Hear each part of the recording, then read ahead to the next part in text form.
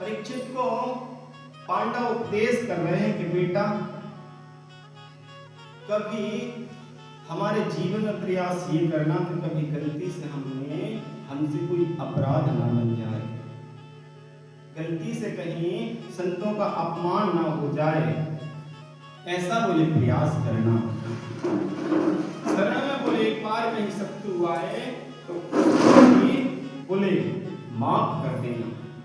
ऐसा सुंदर पांडव उपदेश कर रहे थे। तब कहते हैं कि सारे पांडव और परीक्षित को राजा बनाकर के अपने धाम को चले जाते हैं। परीक्षित के राज में कहते हैं कि लोगों के घर में ताला नहीं पड़ता। इतना सुंदर और सुचारू रूप से परीक्षित और प्रजा का पालन कर रहे हैं। आगे चलते जाते हैं, उनका विवाह हुआ, जन्मेजय आदि 4 पुत्र हुए और बढ़िया सुचारू रूप से यह परिवार का और समाज का सेवन कर रहे हैं, पालन कर रहे हैं, अपने बच्चों को सुंदर उपदेश परीक्षित कर रहे हैं। एक दिन कहते हैं कि सिंदूर वन में जा रहे हैं परीक्षित, भटक जाते हैं रास्ता, तो कहते हैं कि एक ऋषि प्यास लगती है और ऋषि के आश्रम में पहुंच जाते हैं। ऋषि के आश्रम में जब पहुंच जाते हैं तो कहते हैं कि महात्मा बोले हमें प्यास लगी है, पानी मिलेगा क्या? परीक्षित याचना करते हैं, लेकिन वह ऋषि तो कहते हैं कि भगवान की समाधि में इतने लीन थे कि वह सब भूल गए थे। उन्हें पता ही नहीं था कि हमारे सामने राजा खड़ा है और हमसे जल की याचना कर रहा है। यह सब भूल गए। लेकिन राजा ने सोचा कि यह मुझे ऐसा लगता है कि हम आए हैं तो पानी देना ना पड़े, इसलिए आंख बंद करके लगता है कि यह ऋषि बैठा है। सारी बात समझ गए, क्रोध आ गया राजा परीक्षित को। बगल में कहते हैं कि मरा हुआ सर्प पड़ा था, अपने बाण की नोक से उसे उठा करके और कहते हैं कि समीप ऋषि के गले में डाल दिया और राजा वहां पर चले गए। जैसे ही घर आते हैं और जो जरासंध के जमाने का जो मुकुट पहन करके रखा था ना, वह जैसे ही अपने मस्तिष्क से उतारा तो उन्हें बड़ा पश्चाताप हुआ कि बोले इतना बड़ा अपराध हमसे हो गया है। तत्काल समझ गए कि संत के गले में हमने मरा हुआ सर्प डाला है, इससे बड़ा कोई अपराध नहीं हो सकता है। तो अपनी पत्नी से जाकर के कहते हैं कि देवी आज बहुत बड़ा हमसे प्रायश्चित और अपराध हो गया है। समय ऋषि की तो समाधि लगी है। छोटे छोटे शिष्यों ने अपने उनके पुत्र थे श्रृंगी ऋषि से जाकर के कह दिया कि आपके पिताश्री के गले में बोले एक राजा आए थे और उन्होंने मरा हुआ सर्प डाल दिया है। वहीं आंख बंद करके जैसे सनेक ऋषि ने देखा, बोले यह राजा भारत का सम्राट है, ये मैंने माना, पर इसे बोले बड़ा गुमान हो गया है कि हम भारत के सम्राट हैं।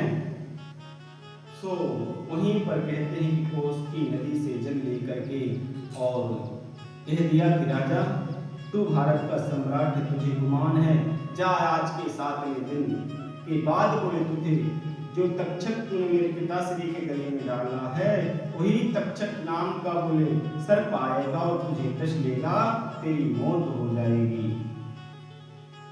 जैसी समय ऋषि की आंख खुली, कहा कि पिताश्री हम होंगे वो राजा, लेकिन आपको हमको समझ नहीं पाए से क्या? राजा बोले नहीं बेटा, तुमने ये सब गलत किया है। सो समीक ऋषि ने कहते हैं कि अपने शिष्यों से कहा कि जाओ राजा से कह देना, ये हमारे क्रोधी पुत्र से कहते हैं कि भूलवश कहते तुम्हें श्राप दे दिया और 7वें दिन के बाद तुम्हें तक्षक नाम का सर्प आएगा, डस देगा, तुम्हारी मौत हो जाएगी।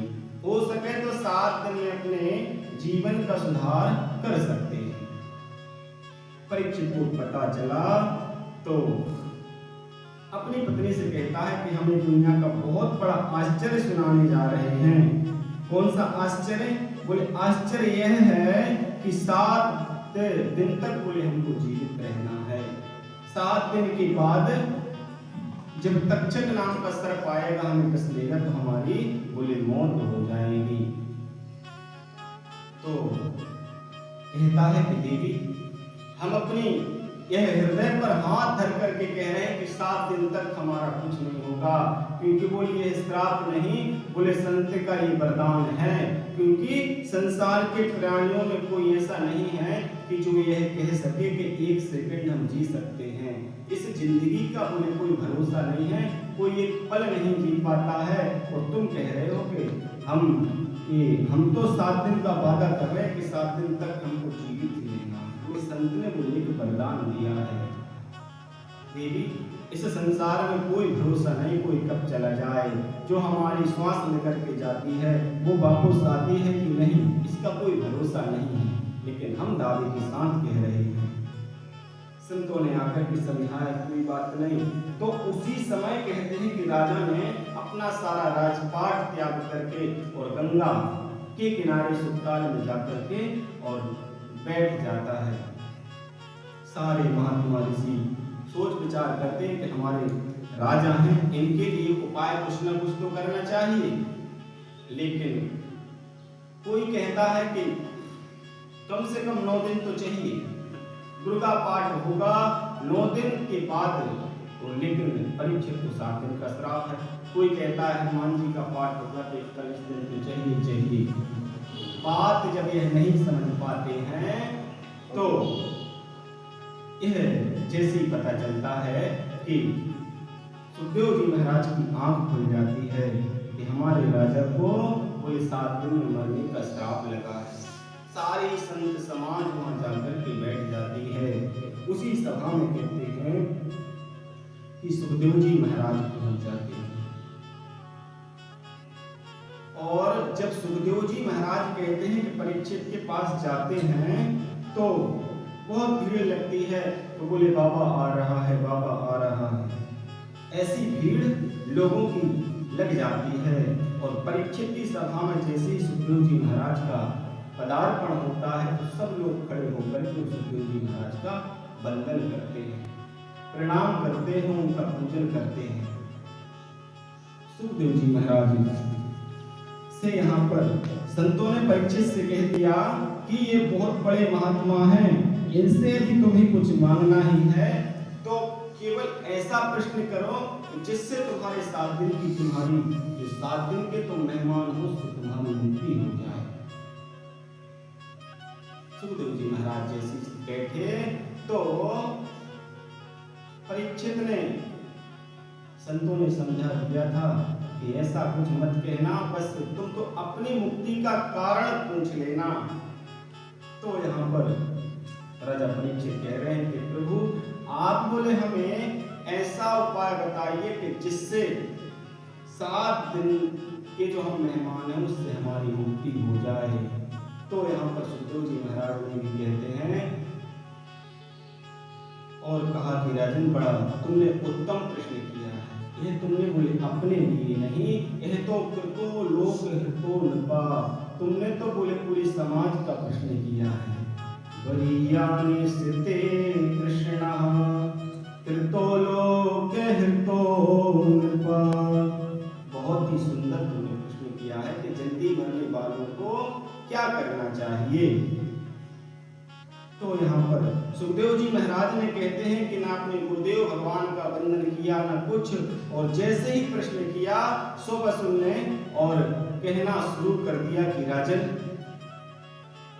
सबसे पहले तो हमें बोले एक ही काम करना चाहिए कि हमारे हृदय से जो हमारे मुख से जो श्वास निकल करके जाती है वह निश्चित नहीं है कि लौट करके आएगी कि नहीं। इसलिए बोले राजन प्रत्येक श्वास पर बोले भगवान का नाम लेना चाहिए।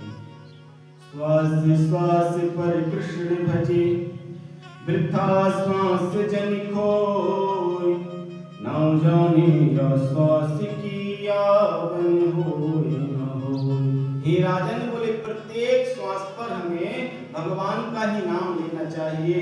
ये निश्चित नहीं है कि हमारे श्वास जो निकल करके गई है वह लौट करके आएगी कि नहीं, इसलिए बोले प्रत्येक श्वास पर कृष्ण का नाम लेना चाहिए।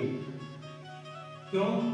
बोले महठगनी ये श्वास है, हर पल आती जात, रुक जाए कभी कहाँ कौन सका है जान।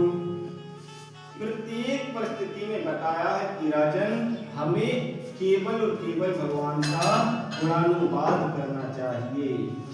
झाड़ू लगा रहे तो गोविंद का गुणानुवाद करना चाहिए। चलते फिरते उठते बैठते हर एक परिस्थिति में भगवान का नाम लेना चाहिए।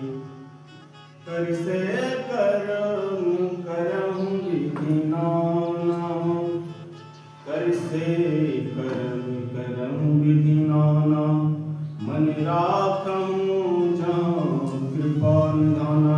हर एक परिस्थिति में बोले भगवान का नाम हमारे मुख पर होना चाहिए। क्यों? क्योंकि श्वास निकल करके जाती है तो वो वापस नहीं आती, कोई गारंटी नहीं है। 4 बातें बताई हैं। कहा कि राजन सबसे पहले यदि तुम्हें मन को भगवान के चरणों में लगाना है तो बोले क्या करना पड़ेगा? जितासनो जित श्वासो जित संगो जितेन्द्रिया, स्थूले भगवतो रूपे मनः संधारये धिया। सबसे पहले आसन जीतना। आसन जीतने का मतलब यह है कि ज्यादा से ज्यादा एक आसन पर बैठने का प्रयास करना चाहिए। श्वास को भी ऐसा नहीं कि भगवान ने हमको जो श्वास दी है तो बस लगे हैं। बोले प्राणायाम प्राणायाम के माध्यम से हमें जीवन को और बढ़िया श्वास को चलाना चाहिए। अपनी इंद्रियों पर बोले काबू पाना चाहिए, काबू करना चाहिए, क्योंकि 5 ज्ञानेंद्रियां 5 कर्मेंद्रियां की इंद्रियाएं बोले अपनी ओर खींचती है। मुख कहता है, जीभ कहती कि सुंदर रसना चाहिए, आंखें कहती कि सुंदर सुंदर दृश्य देखना चाहिए। लेकिन राजन सबसे पहले इन चीजों पर हमें बोले भगवान के लिए मन लगाना पड़ेगा। स्थूले भगवतो रूपे मनः संधारये धिया। ये सब जब हो जाएगा तब जाकर के बोले भगवान के चरणों में हमारा मन लगेगा। करना क्या होगा? पहले ये संतों ने श्लोक बनाए हैं कि हमें ऐसा करना चाहिए, लेकिन आज हो क्या रहा है? सुबह उठते ही बस बोले अपनी नित्य क्रियाओं में लग जाते हैं। चाय पीना, ये करना, वो करना, बड़े बड़े श्लोक बताए थे संतों ने। बोले सबसे उठकर के पहले पृथ्वी देवी का हमें प्रणाम करना चाहिए, लेकिन हम जानते नहीं हैं तो करते नहीं हैं। बिस्तर से उठकर के बोले सबसे पहले देवी को हमें प्रणाम करना चाहिए। समुद्रवसिनी देवी पर्वते स्तनमंडले, विष्णु पत्नी नमस्तुभ्यं पादस्पर्शं क्षमस्व मे। सबसे पहले हम उठकर के बोले पृथ्वी देवी को प्रणाम करना चाहिए। अपने सामने दोनों हथेलियों को लेकर के और उन हथेलियों को ले भगवान के दर्शन करना चाहिए। राजन यह सब नियम भगवान आज सुखदेव जी महाराज को बता रहे हैं।